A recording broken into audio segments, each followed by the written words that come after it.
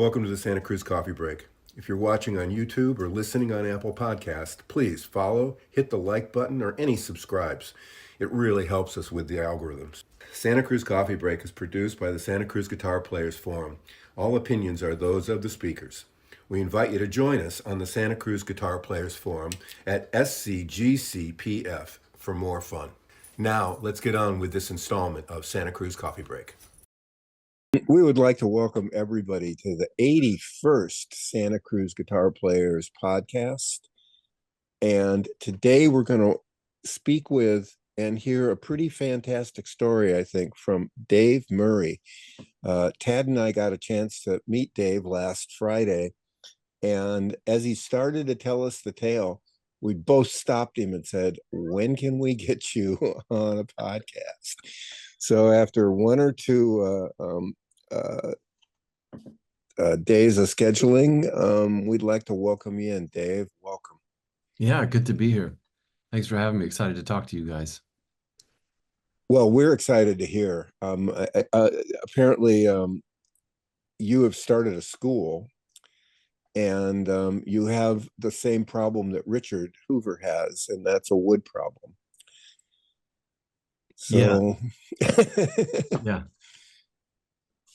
Yeah, it's a bit of an addiction, but it's fun. It's a relationship.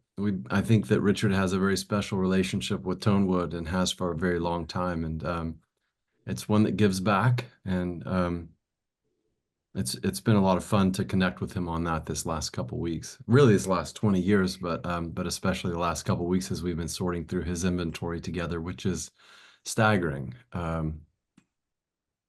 I've had several people contact me and say, "Hey, can you just send me some pictures of you and that among the wood inventory at Santa Cruz Guitar Company?" Because it really is a privilege to be in there and be trusted and to be able to sort through and choose backs and sides and soundboards for really special instruments. So, yeah. Well, let's start by having you give us a little bit of your background. How did you get started with woods and tone woods and instruments and Richard and life and everything else? Yeah, that's how did I get started with life? I got started with life in a log cabin on a mountain in Tennessee. It was a log structure that had been disassembled. It was an old pioneer schoolhouse that had been disassembled back in the 1950s and dragged up this hill and reassembled as a home. And we were surrounded by thousands of acres, and it was a really quiet and beautiful place. And my dad played an old Gibson J45, and he played about 5 chords and about 15 songs, and those are still with me. And the guitar has floated around between me and my brothers, who still enjoy it thoroughly. But our love for music has just endured, and so I got interested in building guitars at some point in my teens, pretty early on, and I was about 14, and went to a concert of a pretty well-known acoustic player who had come through town, and he was playing a James Olson guitar. It was the mid-'80s at this time. And after the concert, he let me play it, it was just staggering to me. I think I was 14 years old, and here I'm holding this handmade guitar. I'd never held a handmade guitar. And so pretty much since I was a kid, I wanted to be involved with guitars. I played that guitar and realized, like, I have to try to build one of these. And that's where it all started for me. That was Phil Kagi. He was really gracious, has continued to be gracious through the years. He's still a friend. I didn't know exactly how that was going to come about, but when I was 18, my brother Scott brought home some parts for a guitar from college, and we built it together in my bedroom. And he would take it to a teacher of his who was helping him work through some things, and then he would bring it home, and I would help him, hold the binding and tape it on, or whatever it was we were doing that day. And that turned out to be a really lovely little guitar. That was in 1994, and shoot, I would have been a senior in high school at that time went off to college, did the whole college thing, had a couple of jobs, road building in Alaska, retail construction in Southern California. But the whole time, guitars was this program that was sort of playing in the background. And eventually a friend of mine went to Luthery school. I didn't know that was such a thing. And he came back and said, hey, there's this Healdsburg Guitar Festival up in Northern California. I was living in LA at the time. He said, we got to go. So we drove up there, and I'm sorry, I'm telling you the long story. I hope that's okay, Tad, because That's No, fine. please, No, got me no, all please, these that's please, yeah, Tonewood. I'm trying to please. work my way forward to Tonewood. There was one moment when Tonewood sort of happened to me. And and we arrived at our campsite and got in line to get our site. And my friend Justin, who was dating my sister's, I'm sorry, my sister-in-law at the time, Justin says, "Hey Dave, I think that's Richard Hoover in front of us." And I didn't know the name Richard Hoover at the time. And this was, which may seem kind of crazy to you guys, but I was raised on a mountain in Tennessee. I didn't know anything. And so I said, "Who's Richard Hoover?" And he goes, "Oh, he's a guy. He's the founder of Santa Cruz Guitar Company." Now that I didn't. I had heard about Santa Cruz because my brother Joe, 6.5 years older than me, was feeding me all the good info about where are the truly great guitars. And really the only two that were on my radar was Santa Cruz and Olson. That's all I knew about. And so, well, here's Richard Hoover in the flesh, the first guitar maker I've ever met. And so Justin taps him on the shoulder. "Hey, are you Richard?" "Yeah, yeah. Who are you guys? What are you doing here?" And just that beautiful attitude, that shine, that welcome. And he said, "Come sit by the fire with me and Tata. We'll talk about guitars." So we sat with Richard and his wife, Beth, if you know her that way. And he talked to us for 3 or 4 hours that night, late into the night, until bedtime. It was 11:30 when we finally said, well, probably time to head to bed, let this guy go to bed, But he had told us the whole story over the course of 3 or 4 hours, and I was just transfixed, and that's where it really started for me. That conversation and the generosity of spirit, of that guy at that moment was just magical. And the next day, I met a few other folks. I met Jim, I met Kevin Ryan, and I met Harry Fleischman, who was introduced to me by the folks that ran the school down in Phoenix. The Roberto Venn School of Luthery. Those guys introduced me to Harry. They said, "Hey, if you don't have 6 months, you need to meet this guy. You want to build a guitar with somebody who really knows what they're doing."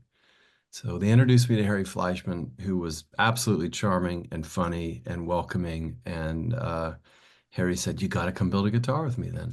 And so that next month, in January 2003, I went to Harry's shop, spent 2 weeks with him, and he just kept us absolutely entertained and on our toes. And it was a really wonderful 2 weeks with him. He was such a bright light, such a great wit. And at the end of the week, toward the end of the week, I put frets on my guitar, and he looked down the fretboard and he said, "Dave, this is about as good as anybody can do." He said, I recommend that you never build another guitar." and that was his way. That was Harry's way of saying, "You're not bad at this. Maybe you should think about it." And that was enough to keep me interested. Harry gave me a soundboard when I left. He never let me leave his shop without giving me some wood. But on that visit, he gave me a beautiful Lutz spruce soundboard with it was just beautifully quarter sawn. The silk was all the way across. And I held on to that soundboard for the next 7 years, trying to figure out how can I start building guitars. And that's another story. But that's where I first encountered, that was my first piece of tonewood. It was given to me by Harry, and I carried it with me for a long time until it was appropriate to use it. So Perfect. That sounds wonderful. long story, Tad, but you got my whole life story there. That's pretty There much. you go. Well, that's not your whole life story. I No, mean, it's not. Richard was telling us that you were involved with a guitar building project in the Himalayas or something along those lines. I didn't catch all the details, but it sounded extremely exotic and extremely difficult. Yeah, it was. So during those years after I left Harry's shop, my wife and I got involved with a rug factory in historic Tibet that was trying to provide income to. I mean, these are really people who are refugees in their own country, and I don't need to say too much about that, um, but if you know the situation, you know the situation, and it's a struggle. So we had 170 workers making these beautiful hand knotted rugs, and we found out about this effort, and there wasn't a lot of work on the design side or on the sales side. They were just making rugs, and so my wife got involved in sales and design. I helped recruit some staff members to go and help run the business. We got involved with them, and we got involved with this Tibetan community, and then lo and behold, about 5 years later, we got a call from a senator's wife in Washington that said, "Hey, we have been engaged with helping this Tibetan community in northern India, and we hear that you guys are working with Tibetans and running businesses. Can you come visit?" And so we went and visited them a couple of times, recommended that they put some boots on the ground in North India to help start businesses. Little did we know that we were to be those boots on the ground, and eventually they did call us and say, "Look, we've interviewed a lot of people. We just haven't found the right people." And I said to my wife, I said, maybe we should just put our name in the hat. We've always wanted to do something big. We've dreamed about doing something like this together where we could sort of leverage the resources that have been entrusted to us to somehow make a difference in the world. This seems like something like that.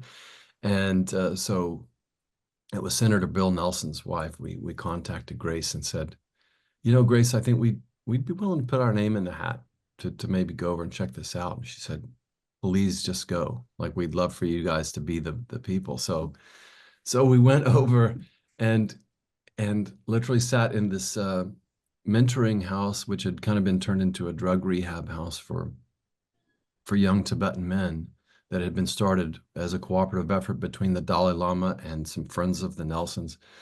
And I sat with these young men and we strummed some old funky plywood guitars, and I got some of their life stories, and they just had me wrapped around their finger by the time it was time to leave 10 days later, and I didn't want to leave. They were lovely and so welcoming, and they said, "Hey, if you guys would consider moving here and helping us start some businesses, we'd be grateful." We didn't know exactly what we were going to start, but I brought a chest of tools and I brought that soundboard with me, thinking, well, maybe I'll get to building that guitar finally. When I'd left Harry's shop, I'd left a shop that was fully tooled up for building instruments, and I went back home to my bare garage, 4 walls and a floor, and I started buying woodworking equipment. And I realized that it's a way different thing to go build a guitar in someone's shop and to build a guitar shop. Those are two totally different skills. And I had all of these things there and no guitars to show for it. I think probably a lot of people have had that experience, but I did have Harry's guitar. And we decided we were going to move to India. And I took Harry's guitar, the one I built with him, and I took a chest of just hand tools, put them on a pallet. I took a few pieces of wood, including that Lutz soundboard that Harry had given me. And we went to India, and I didn't know what we would build exactly. We knew Mel, my wife, would be involved in textiles. And she got involved right away building a textile company, and they do leather and textile handbags. It's called Joyn. Joyn. They do a beautiful job. And meanwhile, I was spending a lot of time at this rehab center with these guys. Not really sure exactly what we were going to do, but I started teaching guitar and they asked me to teach English. And so I was there 3 or 4 hours a day with them, getting all of their stories, which are just, staggering. Some of the lengths that some of these people went to leave historic Tibet and come across the Himalayas and settle somewhere where they could be at peace and provide for their families. And so, But many of them had sort of gotten stuck somewhere in between and started struggling with addiction of various stripes, sometimes alcohol. More often it was this drug called spasmoproxivon, which was an opioid, and they would get hooked on it. It was very difficult to get off. And as refugees, some of them just had a hard time finding their feet. And so here they were all together trying to figure out how to do life. And I spent several hours a day with them and taught a handful of them how to play guitar. And of those, a few of them got really good really quick. And they said, and then they realized right away that I was playing a much better guitar than they were. And they said, "Well, can you can you teach us how to build a guitar? We want better guitars." And so I said, "Well, I literally have a few soundboards and I have a chest of hand tools, but I think we can try. And so let's go down. Where's the wood market? Yeah, let's go to the wood market." So we hop in a tuk-tuk and we go down to the wood market, and I realize um, we're not going to be able to buy a board. They don't sell boards. They only sell logs. And so you have to buy the whole log. And the smallest log I could find was about 28 inches across and 7 feet long. And so we bought that log, and of course we couldn't carry it home. So we had to have it milled there. And all of a sudden we had enough rosewood for 40 guitars sitting in my living room with my wife sort of looking askance at me. "What is it that you're doing here?" And we proceeded to build 4 or 5 guitars right there in the living room and post some pictures of them online that Facebook had just sort of started up. So we started posting, "Hey, we're doing a thing." And all of a sudden we had orders for 15 guitars. And then we had a problem. We didn't have a shop. We didn't have a router.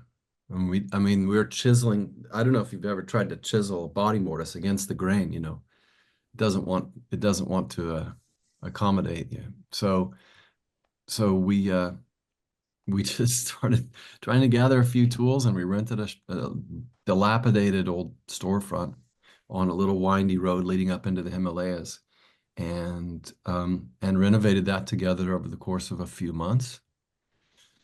And all of a sudden we were sort of in business and have been for 14 years, and we just love each other, and we love building instruments together, and we've had a lot of help along the way from those same guys that I met that first day. It's been Richard Hoover, Jim Olson, Kevin Ryan, Harry Fleischman,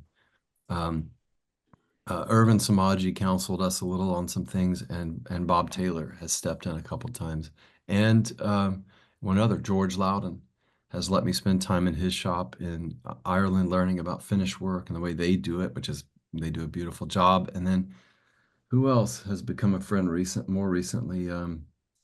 Lucas Brunner in Switzerland is just a brilliant engineer, and he's helped us with some things. I've spent some time in his shop, and the whole community, is just sort of gathered. The whole community of luthiers has sort of just cheered us on, and it's a really unique situation, and it's been I don't know, it's a unique industry. That's what it is. And a lot of really wonderful people have cheered us on. And you say it was hard. Absolutely, it was hard. But it was a couple things. It was that one moment with Harry, him saying, "You can do this. You're pretty good at this." And to give credit where credit is due, just about every day I'd come home from the shop in the early days and say, "Mel, my wife, Mel, I don't think I can do this." And she would say, "I know you will figure it out."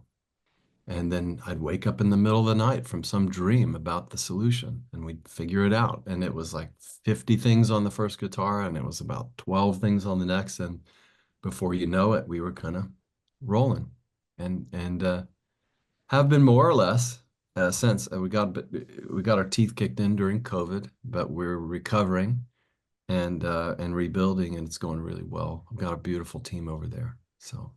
So how many people do you have employed over there? How big is the shop? What kind of production are you running? Yeah, so right now we have one guy who is actually in a rehab center, training guys there to do setup work. And we have about 7 guys in the shop together on a daily basis. Wow.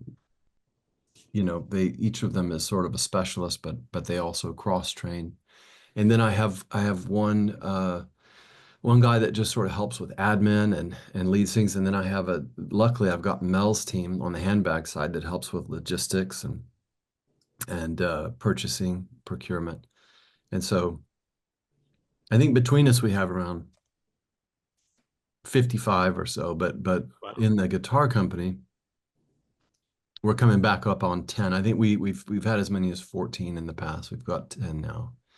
So, but COVID, we really had very little going on for a while there. The government had everyone shut down for around 4 months, and it was very difficult to sustain. And guys had to find work elsewhere, and we've just been recovering. So.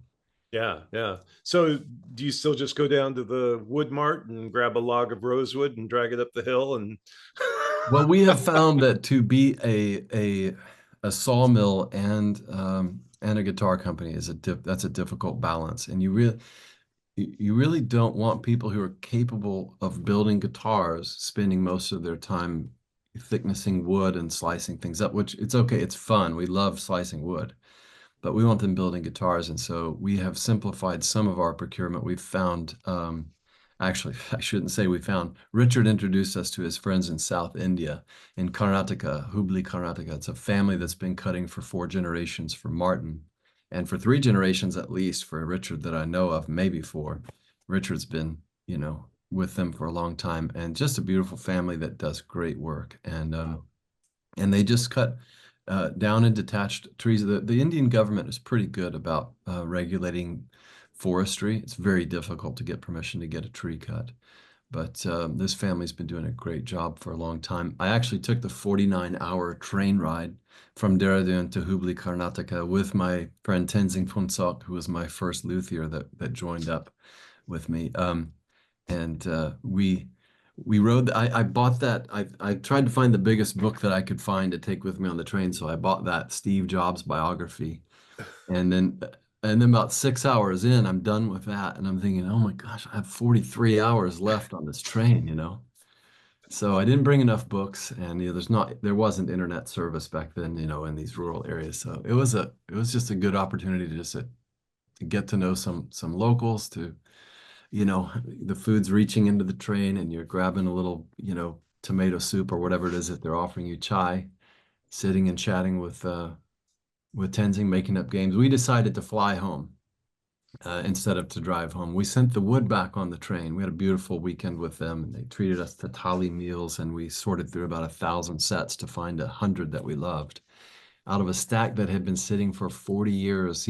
See, Martin has very specific constraints. They want 8 inches exactly or more clear, not a pen knot, not anything, no flaws. Well, we don't need that. We have time to lay it out. If there's a pen knot, we can put it in the waste and cut it out. Richard does the same thing. He sends them his templates, and they choose from this stack of very old wood that just had one flaw or another. Well, we have time to look through that. We would much rather have the old wood and take the time to lay it out than just, have wood that was cut last month. So Richard turned me on to that deal. Please don't share this podcast too widely. We don't want No. to know Nobody about it. listens to us. I Don't didn't worry. mention their name yet, did I? Well, it's overseas traders. I need to give them a lot of credit. They're amazing. But we took the bus back from Hubli to Goa. TP had never been, Tenzing Phuntsok, we call him TP. He'd never been to the ocean before. And so we went to the ocean, and he ran straight in. He found a fishing pole. He caught an eel. We cooked it that night and sat out on the beach while there was this, musical dance party next door at the resort. Just had a beautiful time together. And then we flew home. He'd never been in a plane, so that was fun too. And it was just, it was a week full of firsts for both of us. But yeah, we source our wood directly now as much as we can, but occasionally we'll still get a log in and mill it up, but we prefer not to. It just turns the shop into this whole other atmosphere of dust and noise and heat, and it's fun, but it's not particularly profitable. Yeah, understood. That's amazing. What a wonderful thing. And so how many guitars are they putting out? I mean, are they serving the local market primarily? I mean, is this like encouraging the whole guitar playing, music kind of social scene in the area? Right. Well, the popularity of the acoustic steel string guitar in India it's been on this, it was on this gradual climb for the last 15, 20 years, ever since guys like Sushmet Sen with Indian Ocean, which was sort of this pop math rock band back in the 80s. They were sort of among the first. Now, of course, the Beatles were there back in the 60s. And in fact, George Harrison wrote a song called Dehradun while they were there about driving up from Rishikesh to Dehradun to get some basmati rice. And it's a kind of a fun little catchy song. You can find it on YouTube, but our guitar company is called Dehradun because that's the city where we are operating. Similar to, I mean, we named it because Richard named Santa Cruz, Santa Cruz. We named Dehradun, Dehradun. We thought it would be good to honor the local people there. But guys like Sushmit Sen, Ehsan Durrani, they've been playing to great acclaim since the 1980s or so, but the popularity of the guitar didn't really start to climb until the last decade. And so we never knew exactly where our next customer was going to come through after we worked through friends and family for the first 50 or 60. Luckily, it had this ripple effect, but it was mostly in the US. 90% of our sales were in the US from 2010 to 2017. But the 10% that were sold in India were exclusively sold to professional musicians. And that was cool. We didn't know that that's what we were doing, but that's who was finding us. And really, I mean, the first two to come to us locally, I think, literally were Sushmit Sen and then Ehsan Durrani, the two best guitar players, best known guitar players at that time in the country. And so it was fun that we sort of had unfettered access to the greatest talents in the industry, so to speak, and that did give us credibility. But the market wasn't ready for a $3 to $4 to $5 to $10,000 guitar at that time, which I think back then our base price was somewhere around 3,500 or something back in 2014 or something. But by 17, this new CITES ruling came out that put all of the Rosewoods on appendix, whatever it was, where we couldn't ship. We had guitars that were stuck in India that we didn't know how to get to our customers in America. And very quickly we had to pivot and try to serve the India market.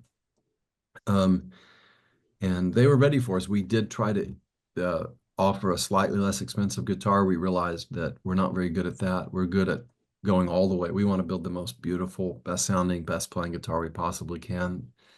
We would rather do it with the customer as a custom instrument, the way Richard does, the way I've always done it.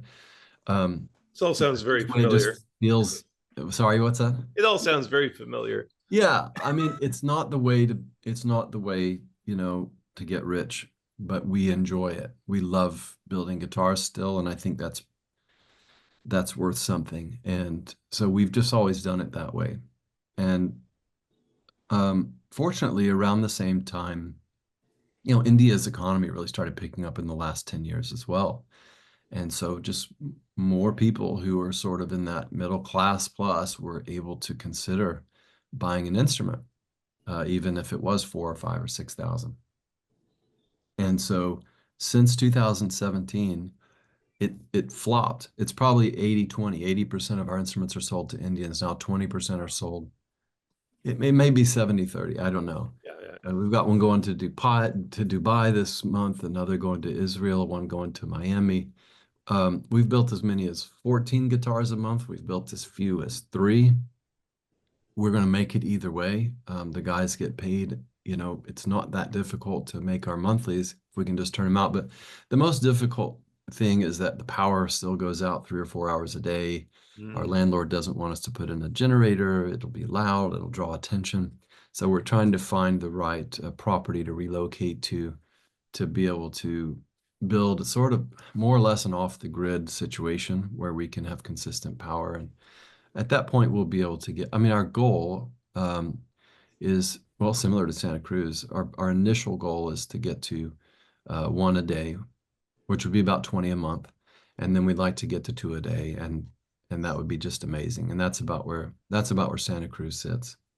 And so, yeah, that's what we're aiming for. That's amazing. I never realized that CITES would be a problem with other rosewoods coming out of India. Yeah. That's an interesting problem. Well, pretty soon they fixed it to where if it was on finished goods, it was okay. If it was Dalbergia latifolia or Dalbergia sisu, it was okay because those are heavily regulated by the Indian government. The Indian government, to their credit, they petitioned pretty quickly to this to CITES to say, hey, we're really doing the best we can over here, and at least these two species should be exempt. And thankfully they were.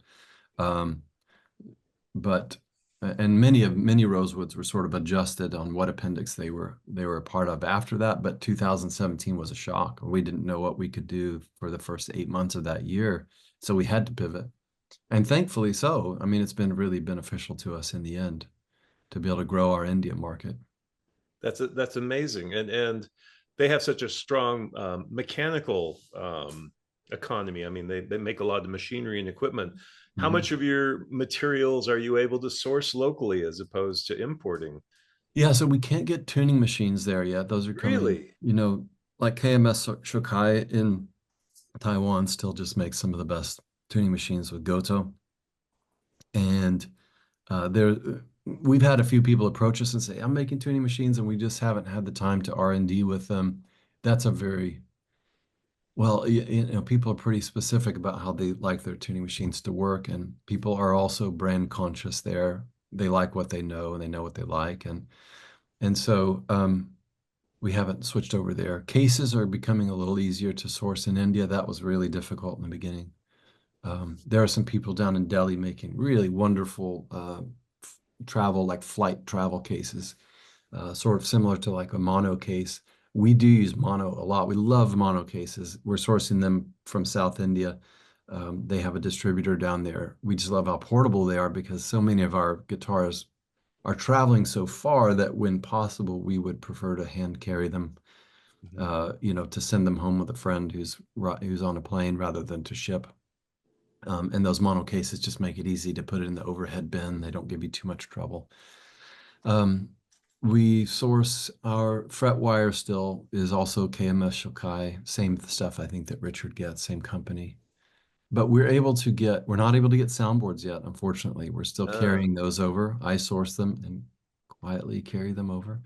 And sometimes we'll import, a stack of them from Italy, from Rivolta near Milan. sure. They're great. They have everything. But we've started working on the Himalayan spruce situation there. Several years ago, we started working with the Forest Research Organization in India. We got permission to harvest dead down uh, or topped, meaning they've lost their top and they're dying spruce trees in Kashmir. And so my brother Scott came over for about a year and a half and worked on that situation just to grease the skids to get permission because the law says you can't harvest anything above 2,000 meters elevation. Well, all the great spruce grows, of that particular Morinda spruce grows above 2,000 meters. So it's never been harvested by anyone other than local villagers, and rarely then because it's normally up above where they live anyway. And so we finally got permission. Uh, I won't tell you what all that involved, but we We'll save we that for another long podcast. yeah, but I will say it was an interesting situation. And we had a buyer, I won't say who it was, who had said, "Hey, I'll take 1,000 of them, and we want to tell the world about what you guys are doing." And to get us off the ground and justify purchasing some mill equipment, we had our first order in hand. And my brother hikes up to this mountain in Kashmir, and they find this down this topped tree. They mark it. They come back with a chainsaw. Now they weren't allowed to have a bar that was any longer than 17 inches, 18 inches, I guess.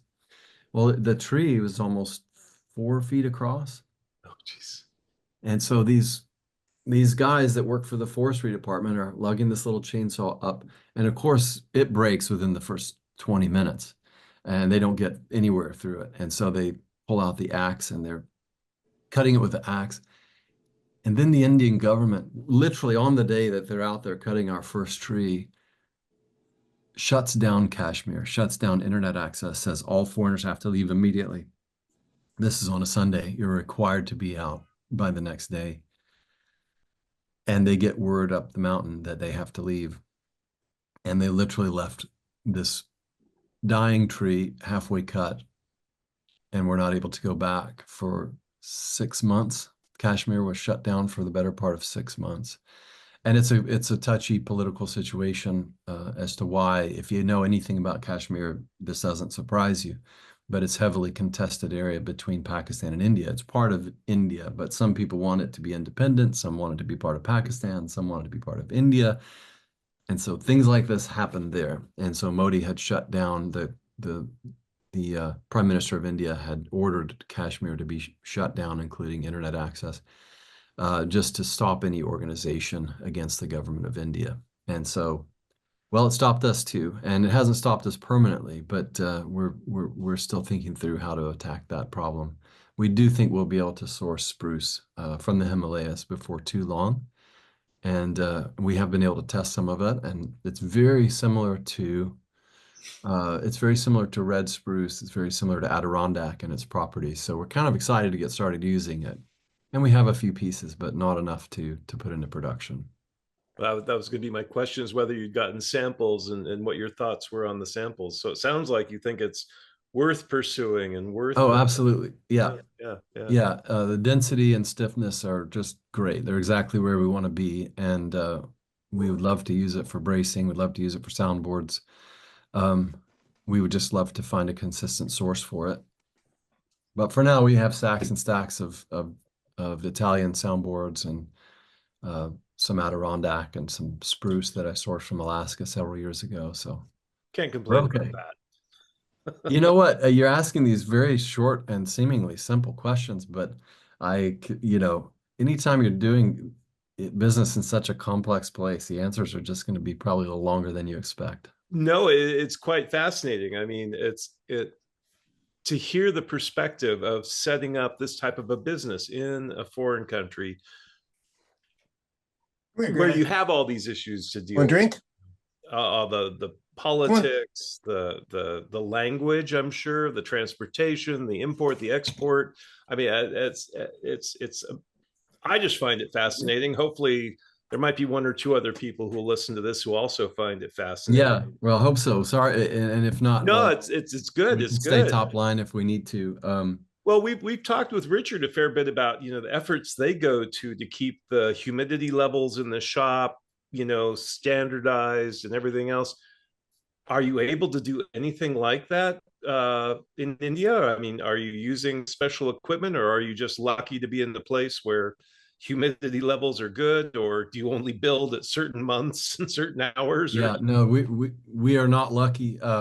Rajasthan in West India would probably be the best place to go if you wanted somewhere that it's easier to make something, to add humidity than to take it away. It takes a lot of energy to take humidity out of the air.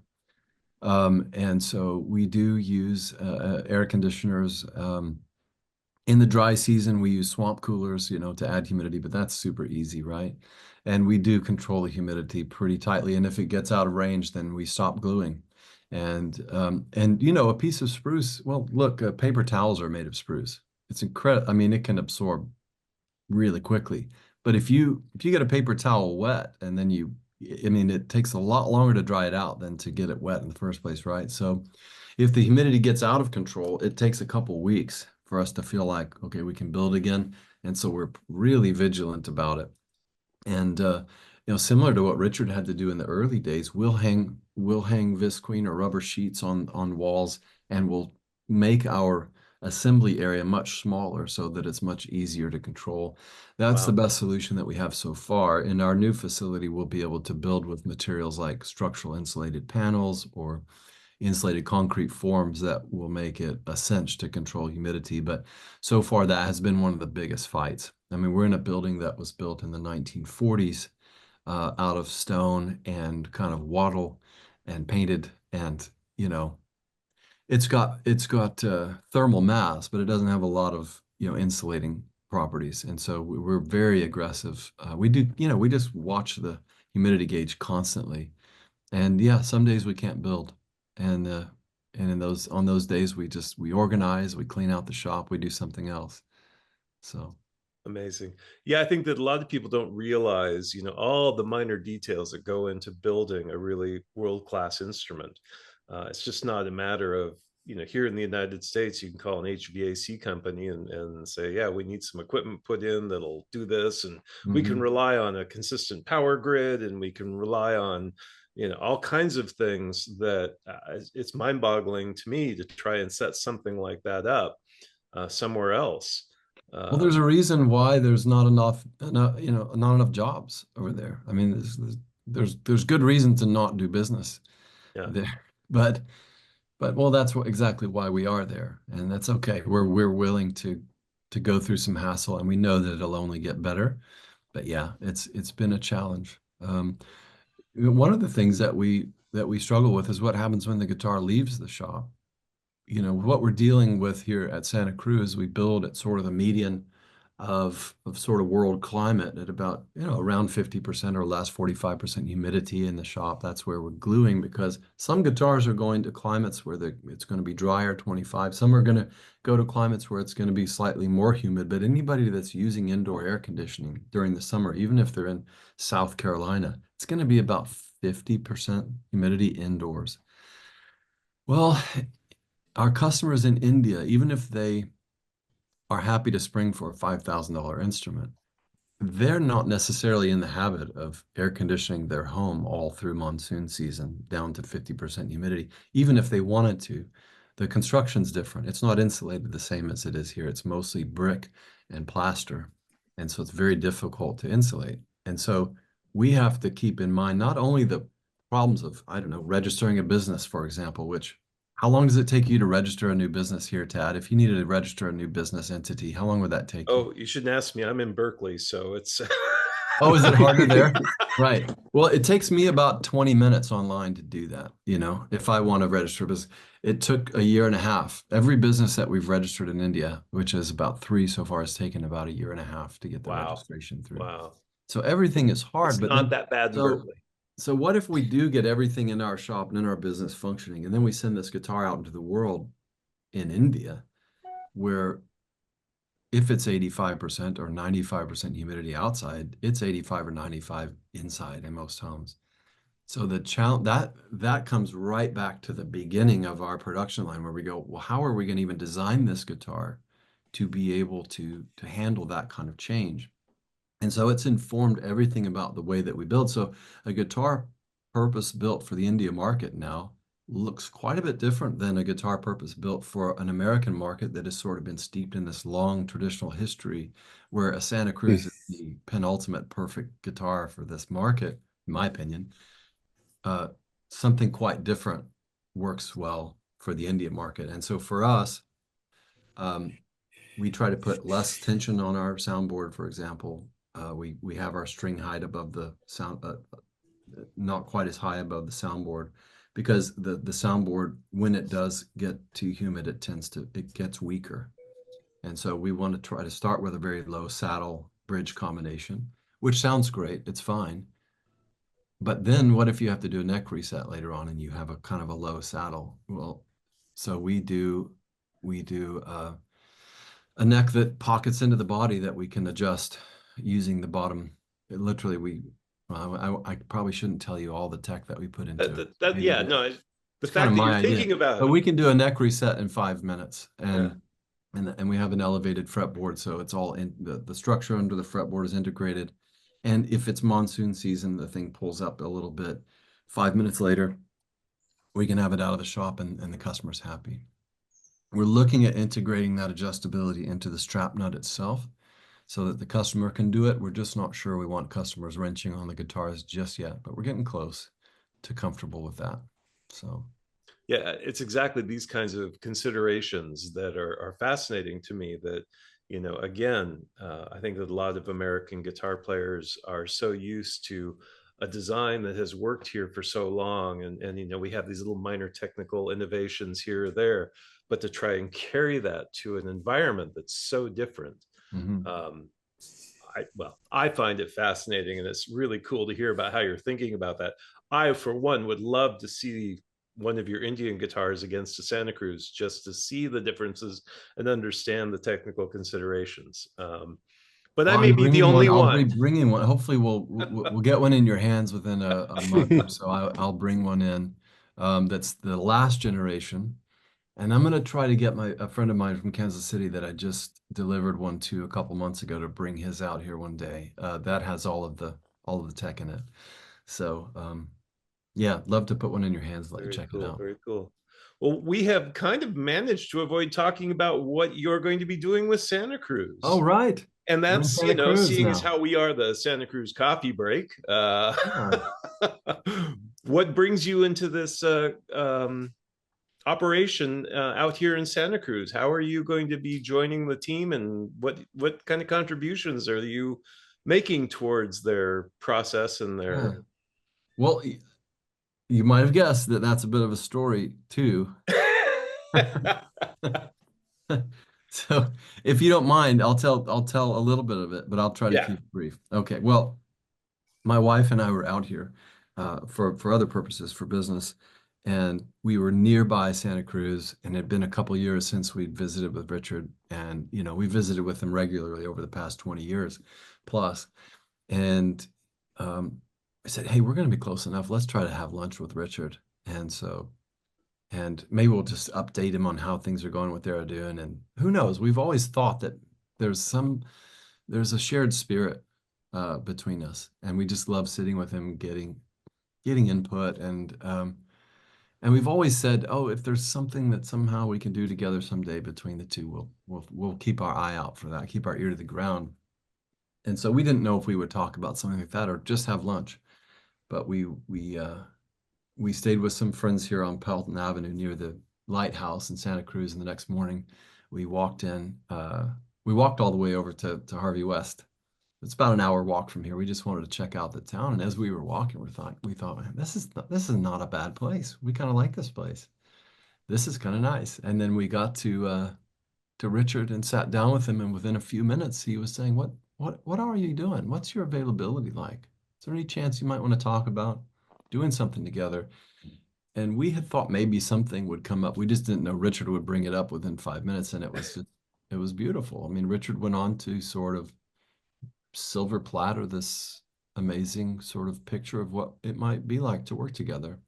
Hey, what if we work on tone wood sourcing together? Love it. It sounds great. Working on tone wood sourcing with Richard Hoover? Yeah. That's enough? Say no more. Yeah. Yeah. And what if you contribute to process in the shop and sort of just, I don't know, help remove some of the friction in the manufacturing process and make it a little funner to build. Um, I mean, that's right down the middle for me. I love that. Okay, great. Where do I sign up? And he says, and maybe we could also talk about some kind of partnership between Santa Cruz and Dehradun moving forward, that somehow, I don't know, we're sourcing some things, or we're building some some themes together, or some models that we're sort of both rolling out at the same. I don't know. That's just something we could, we'll negotiate that with the universe. But I really think we should be doing something together. We have the same heart, and so by the time I left, by the time I left that lunch, I was just utterly, thrilled and super confused.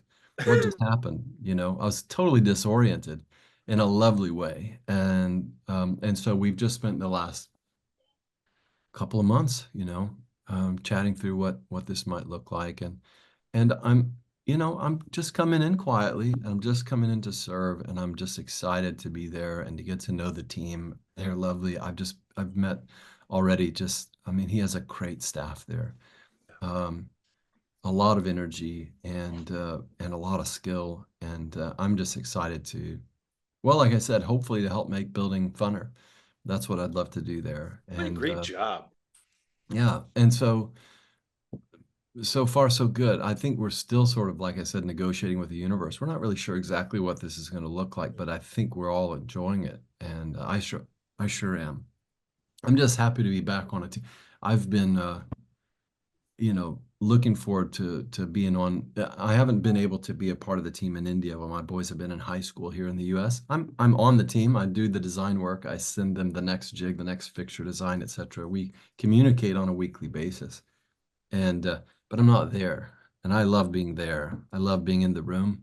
I love negotiating and contending over an issue together until we iterate that thing right down to the ground. And that takes relationship over time in a place. And so I'm excited to be able to do that here at Santa Cruz. And I think that anything that we roll out at Santa Cruz is also going to benefit Dehradun. And that's a really cool and unique relationship. And in most industries that are competitive, you would not want to share tech. But Richard has insisted that, hey, whatever we do here, if it at all could benefit Dehradun, let's make sure to export it and make sure that those guys benefit from it too. So it's a great start. That jives very closely with the way Richard has always been. His attitude has always been he will share all the information in the world about building a guitar. Mm-hmm. If you want to know everything about building a guitar, he will share that with you. It doesn't mean you're going to be able to build a great guitar. There's still the hands-on experience. You got to do it, and you got to do it more than once to really get good. But if it's just information you want, he'll share it, and that's just a Well, wonderful Richard thing. always says, and you've heard him probably say it 40 times, if not more, you always get more than you give. And that's the attitude, and that's the attitude we want to adopt, and we're great with that. So That's fantastic. Magical stuff, magical story. I think so many good things started at Healdsburg for people. yeah. I think the second time I went, I had just parked my car, and I saw this guy getting out of a Honda van, and there was this big amp, and I looked at him and I said, "You're Mark Goldenberg," and he said, "Yes, I am." And I said, "Let me carry that in for you," and it opened up a wonderful relationship. It's so much magic up there. Just Yes, yeah, it's I'm not sure that we found a replacement for We have not. Healdsburg yet. really was special. And if there's ever a chance for it to happen again, I think, well, a whole lot of us would want to be there. Well, Yeah, that was actually brought up at the latest NCAL, the Northern California Association of Luthiers meeting. Is there are a lot of luthiers in Northern California, and that's what Healdsburg originally started out as a place for the Northern California luthiers to get together and share information and show off their instruments and everything else. It was never really a national thing, and I think it maybe grew too big too fast. But there's some talk in the background about trying to do another local show like the original Healdsburg with Love it. Northern California luthiers. So we'll keep our fingers crossed. Yeah.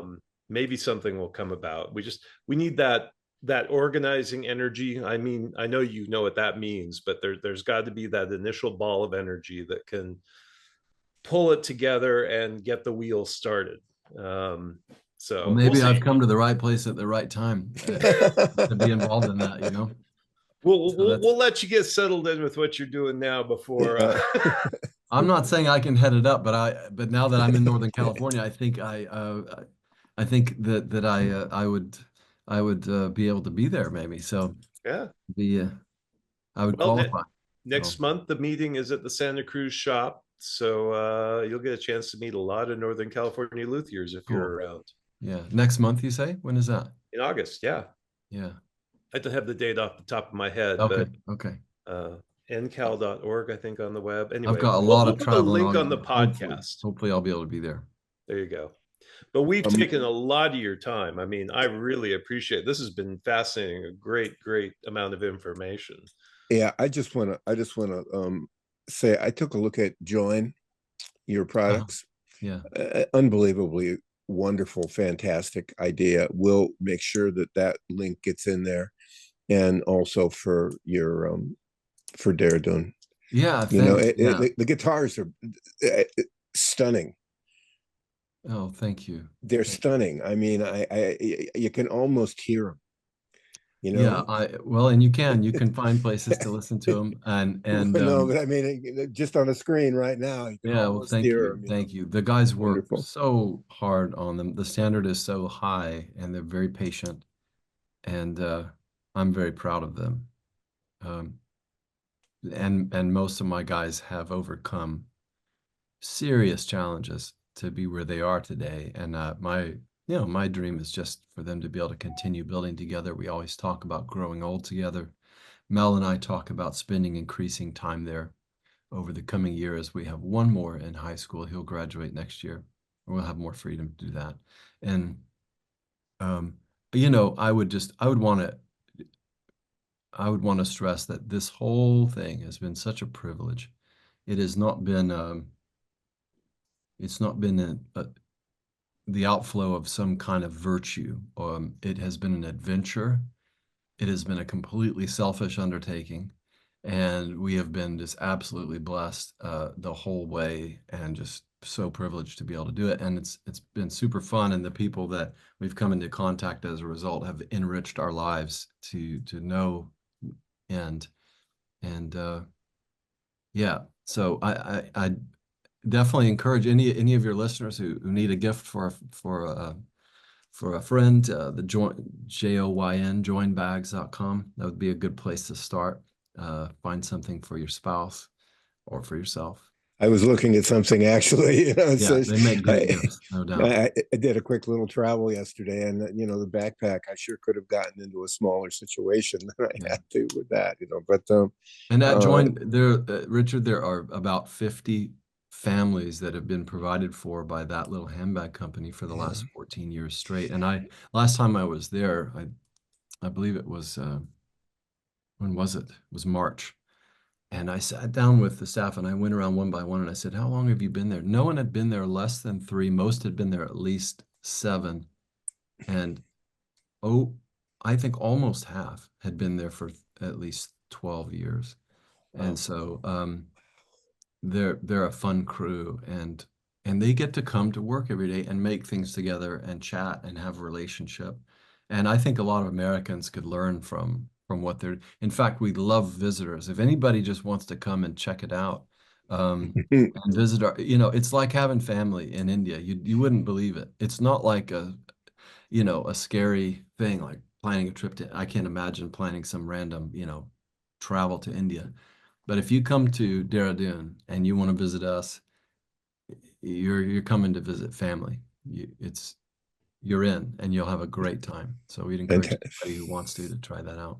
That Fan, I think I'm putting that on my list. Right That's on. yeah, fantastic.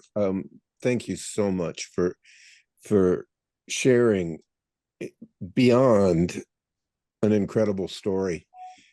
Your heart, it's big, and it podcasts are kind of funny.